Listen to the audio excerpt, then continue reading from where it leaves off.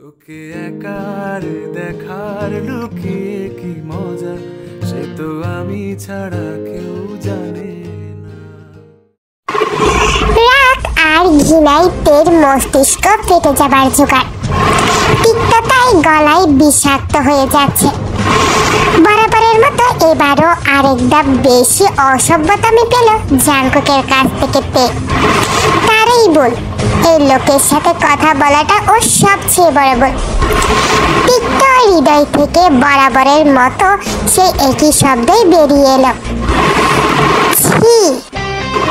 জাঙ্কুকের মুখে হাসি রেখা, যেন সে কাঙ্ক্ষিত কিছু পেল। বুকে হাত রেখে বলল, হাই, তোর এই একটা জিনিসে আমি বরাবরই একদম পুরোপুরিভাবে ইমপ্রেস হয়ে যাই। যখন এইভাবে ছি বলিস, জাস্ট ঘায়েল হয়ে যায়। চারিদিকে ভালোবাসা পেতে পেতে যখন বোর হয়ে যায় না, তখন তোর এই ঘৃণার নজর আর ছি শব্দটা আমাকে আনন্দ দেয়। বলতে হবে, কুমার দিকে না হলেও এই কাজটা করে তুই আমাকে সবসময় ইমপ্রেস করতে পারিস। বিরক্তিতে চিড়চিড়িয়ে বলে উঠল, অসহ্যকর বলে জাঙ্কুকের পাশ কাটিয়ে চলে যেতে লাগলো তে। জাঙ্কুকের পাশ দিয়ে যেতে জাঙ্কুক পেছন থেকে তে ডান হাতটা ধরে ফেলল। হ্যাঁচকা টান দিয়ে তেকে নিজের বাহুর পাশে এনে দাঁড় করালো। কাঁধের দিকে ঝুঁকে বলল, জাঙ্কুক অসহ্যকরই ভালো। যেদিন জাঙ্কুককে সহ্য হবে, সেদিন নিজেকে সহ্য হবে না তে। কারণ জাঙ্কুক সেই বিষাক্ত বিষ যা একবার সেবন করলে তা না দিবে বাঁচতে আর না দিবে মরতে। চোখে নজরে জাঙ্কুকের চোখের পানে ঝট করে তাকালোতে জাঙ্কুক অতি তাড়াতাড়ি চোখ সরিয়ে ফেলল। তারপর নিজস্ব ভঙ্গিতে বলল, এনিওয়ে, তোর সাথে কথা বলতে গিয়ে আমার ডেট মিস হয়ে যাচ্ছে। আমার জন্য নিশ্চয় অপেক্ষা করছে সে। আর সুন্দরী মেয়েদের অপেক্ষা করতে আমার একটুও ভালো লাগে না। নরম মনের কি না, যাই এখন বলে তের হাত ছেড়ে দিয়ে আবারও সেই শীষ বাজিয়ে সুর তুলে চলে গেল জাঙ্কুক। তের মনেও বিষিয়ে উঠল। ও আর এখানে এক মুহূর্ত দাঁড়ালো না, বাসার ভিতর চলে গেল। ড্রেসিং টেবিলের আয়নার সামনে দাঁড়িয়ে নিজের চুল আর কানের দুল খুলছে তে। কেমন অসহ্যভাবে টেনে টেনে সবকিছু খুলে ঠাস ঠাস করে নিচে রাখছে। মুখের মধ্যে এক তিক্ততার আভাস। এটা অবশ্য নতুন নয়। জাঙ্কুকের সাথে যতবারই তার সাক্ষাৎ হয়, ততবারই তার মাঝে এমন তিক্ত বিষণ্ণতা ছেয়ে যায়, যেটা পরবর্তীতে ক্ষিপ্ততার রূপ নেয়। রাগটা জাঙ্কুকের উপর না, নিজের উপর করে তে। এই যে এই লোকের কথার প্রভাবে নিজের মনকে বিষণ্ণ হওয়া থেকে রক্ষা করতে পারে না, তার করা কৃতকর্মে নিজের উপর এফেক্ট হওয়া থেকে রক্ষা করতে পারে না। আর সবচেয়ে বড় কথা, এত কিছুর পরেও তাকে সত্যিকারের আসল ঘৃণা করতে পারে না। যতটা ঘৃণা করলে তার উপস্থিতিতেও কাটার মতো বিধবে, ততটা ঘৃণা করতে পারছে না। আর নিজের এসব না পারার কারণকে প্রচন্ড রাগ হচ্ছে তে, যার দরদ সে নিজেকে এইভাবে শাস্তি দেয়। টেনে হিসে গলার মালাটাও খুলে ফেলল, তারপর শাড়িটা খুলে ফেলে দিল।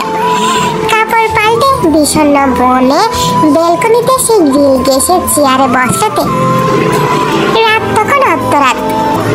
আকাশের অর্ধেক চাঁদের কিরণে আলো ছড়াচ্ছে যেন, সবাইকে তার আলোয় আলোকিত করতে চাচ্ছে যেন। কিন্তু এর মনকে কেন আলোকিত করতে পারছে না? এই যে ঘুমোট যন্ত্রণা, এই থেকে কি নিস্তার পাওয়ার কোনো পথ নেই?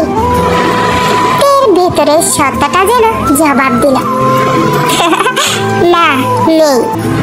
হতাশ দীর্ঘশ্বাস ছেড়ে গ্রিলে মাথা ঠেকিয়ে আকাশ পানে তাকিয়ে উদাস মনে বসে রইলতে। ভাবনার পাতায় ভেসে উঠল তার 20 বসন্ত পার করে আসা ছোট্ট জীবন গাথা। সুখী ব্যক্তি বলতে তার যা যা প্রয়োজন, বলা যায় তার সব কিছুই পেয়েছে। সীমাহীন স্নেহ ভালোবাসা দেওয়ার মতো বাবা মা, আদরের ছোট ভাই, সাথে চাচা চাচি, চাচাতো ভাই বোন সহ এত সুন্দর একটা পরিবার। আর্থিক দিক দিয়েও বিধাতা তাদের ভালোই রেখেছে। পড়াশোনার মেধাও ভালোতে, যার দৌড়তে স্কুল কলেজেও সে বাহবা পেয়েছে। পেছনের বন্ধু মহলও পেয়েছে অনেক ভালো। চেহারার দিক দিয়ে সবাই ওকে সুন্দরী বলে। বলতে গেলে কোনো দিক দিয়ে তার অসুখী হওয়ার কারণ নেই, তাকে সর্বসুখী বলা যায়। কিন্তু এত কিছুর পরও তে পুরোপুরি সুখী হতে পারে না, কারণ তার জীবন অসুখী হওয়ার পিছনে একজনই দায়ী। সে হলো দ্য গ্রেট জিওন জাংকুক। হ্যাঁ, একটা ব্যক্তি তার সব অসুখের কারণ। জাংকুক তার জন্য সেই বিষাক্ত কাঁটা, যা না সে উবড়ে ফেলে দিতে পারছে, আর না তার জ্বালা সইতে পারছে, আর না তাকে আপন করতে পারছে, আর না তাকে অজানাও করতে পারছে। এই দ্বিধা দ্বন্দ্বের মাঝে অতিষ্ঠতে জাংকুকের বাবা আর তের বাবা ছোটবেলার বেস্ট ফ্রেন্ড। ছোট থেকে যা করেছে একসাথেই করেছে ওনারা। একসাথে বিয়ে করেছে, একসাথে বাড়ি করেছেন, জায়গা কিনেছে, বাড়িও করেছেন একে অপরের পাশাপাশি থাকার জন্য। তেদের ছাদ থেকে টপকিয়ে জাংকুকদের ছাদে অনায়াসে যাওয়া যায়। যদিও জাংকুক ও বাড়িতে এখন থাকে না, রকস্টার হওয়ার পরে সে নিজের ফ্ল্যাট কিনে ওখানেই থাকে। ওখানে থাকলে তো আবার রঙ্গলীলা করতে অসুবিধা হবে, তাই তো আলাদা থাকে সে। জাংকুকের বাড়িতে না থাকার পেছনে এমনটা ধারণা করেই তে। যদিও ছোটবেলায় জাংকুকের সাথে তার খুব একটা দেখা হতো না, মাঝে মধ্যে বাবা মায়ের সাথে ওর বাড়িতে গেলে তাকে খুব বেশি দেখা যেত না, আর তেও তেমন একটা ঘাটতো না। সে তার পরিবার আর স্কুল নিয়েই ভালো থাকতো। তের ছোটবেলার একটা কথা শুনেছিল, জাংকুকের মা নাকি জাংকুকদের ছেড়ে চলে গেছে। তারপর শুনেছে জাংকুককে নাকি বোর্ডিং স্কুলে ভর্তি করে দিয়েছে। তে আর ওসব ব্যাপারে তেমন একটা ভাবেনি, তার জন্য সেসব গুরুত্বপূর্ণ ছিল না। সময়ের সাথে সে তার মতো হাসি আনন্দে সময় কাটাতে থাকে। তে কলেজে ভর্তি হয়, তখন ওর জীবনে কালবৈশাখী জ্বর হয়ে আসে জাংকুক। বড় হওয়ার পর প্রথম যেদিন জাংকুককে সে দেখেছিল সেদিন ছিল শুক্রবার। অভ্যাসগত স্বভাবের কারণে তে রাতের স্নিগ্ধ বাতাস পেতে ছাদে এসেছিল। তখনই পাশের ছাদ থেকে কারোর গানের গলা শুনতে পায়। তে তাকিয়ে দেখে একটা ছেলে ছাদের রেলিং এর উপর বাহিরে পা ঝুলিয়ে বসে গিটারে গান বাজাচ্ছে। গানের গলাটা মন ছুঁয়ে গেল যেন তে। তবে ছেলেটাকে ওভাবে বসে থাকতে দেখে তের খানিকটা চমকে যায়। লোকটার কি পড়ে যাওয়ার ভয় নেই? তাকে সতর্ক করে দিতেই তে বলে উঠল, এই যে শুনছেন, পড়ে যাবেন তো। ছেলেটা গিটার চালানো হাত বন্ধ হয়ে গেল, ঝট করে ঘাড় ঘুরিয়ে তাকালো তের দিকে। কিছুক্ষণ সেভাবেই তাকিয়ে রইল, যেন বিস্ময়কর কিছু উদ্ঘাটন করছে সে। রাস্তায় সোডিয়ামের আলোয় ছেলেটার মুখবই তেও দেখতে পেল। তার মনে হলো ছেলেটাকে দেখতে হুবহু জেহপ আঙ্কেলের মতো। বুঝতে পারলো তখন ছেলেটা জেহপ আঙ্কেলের ছেলে জাংকুক। তে আবারও বলল, এভাবে বসেছেন কেন? পড়ে গেলে কি হবে তার খেয়াল আছে? জাংকুক এবার রহস্যময় কঞ্চিতে হাসলো। তারপর এক লাফে রেলিংয়ের উপর থেকে নিচে নামলো। গিটারটা কাঁধে রেখে এগিয়ে এলো তের সামনে। কেমন অদ্ভুত একঘেয়েমি দৃষ্টিতে তাকিয়ে আছে সে। আস্তে আস্তে একসময় সে এক লাফে ছাদ টপকিয়ে তেদের ছাদে এসে তের একেবারে সামনে এসে দাঁড়ালো। এতে তে অনেকটাই অপ্রস্তুত হয়ে গেল। জাংকুক তের উপর থেকে স্কিম করলো প্রথমে, তারপর বলল, নিচে পড়ে গেলে কি হবে? কি হবে আবার? সোজা উপরে উঠে যাবেন। আচ্ছা, আর না পড়লে কি পাবো? না পড়লেও তো কোনো বেনিফিট পাওয়া উচিত, তাই না? বেঁচে থাকবে, এতটুকু কি যথেষ্ট না? জাঙ্কুক ঠোঁট বাঁকিয়ে জিহ্বা দিয়ে ঠিক করে একটা শব্দ করে বলল, শুধু বেঁচে থাকা বড্ড সাদামাটা হয়ে যায়, একদম পান্তাবার টাইপসের। একটু ইন্টারেস্টিং কোনো অফার হলে মজা হতো। আপনি কি পাগল? পাগল শব্দটা জাঙ্কুকের সাথে যায় না। হ্যাঁ, ইনফ্যান বলা যায়, কুল শোনায় তাতে। আপনি সত্যি পাগল, শুধু পাগল না, উদ্বোধন। কথাটা বলেই পেয়ে চলে যেতে নেই। তখনই জাঙ্কুক বলে উঠল, বাই দ্য ওয়ে, তুই কিম নামজুন আঙ্কেলের সে পিচ্ছি মেয়েটা নাকি? কি যেন নাম? ঘাড় গুড়িয়ে বলল, কিম টায়ো, সবাই তে নামেই ডাকে। ওকে, তো তে, বেঁচে থাকার বদলে তুই কোনো একটিভ অফার না দিলেও আমি নিজেই তোর তরফ থেকে একটা অফার নিয়ে নিলাম আজ। কি? প্রত্যুত্তরে কিছু বলল না জাঙ্কুক, শুধু অদ্ভুত হেসে শীষ বাজিয়ে সুর তুলতে তুলতে আবারও ছাদ টপকে চলে গেল।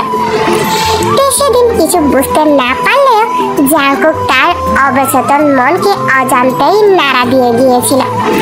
তবে সে কি আর জানতো এই লোকটা তার সহজ সরল হাসি খুশি জীবনটাকে অতিষ্ঠ করে তুলবে? সেদিন থেকে শুরু হয় জাঙ্কুক নামক টর্চার তের জীবনে, যার জীবনে হয়তো একটাই লক্ষ্য, কিভাবে তেকে জ্বালানো যায়। এর মধ্যে সে বিশাল জনপ্রিয় রক স্টার হয়ে গেছে। টাকা পয়সা হাতে আসতেই সে নিজের ফ্ল্যাট কিনে সেখানে শিফট হয়ে যায়। তেও কলেজ থেকে ভার্সিটিতে পা রাখে। তবে জাঙ্কুকের যন্ত্রণা থেকে মুক্তি পায়নি তে, জানে না কখনো পাবে কিনা।